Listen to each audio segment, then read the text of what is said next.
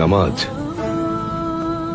নামাজ হচ্ছে দিনের খুঁটি, রবের সঙ্গে সরাসরি যোগাযোগ, তার সামনে নিজেকে উপস্থাপন।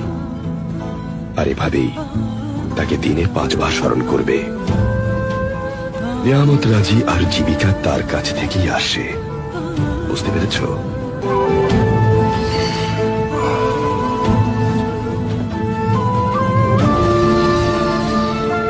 এটা আমাদের কিতাব, আমাদের পথ, আমাদের আলো। এটি রয়েছে আমাদের জান্নাত।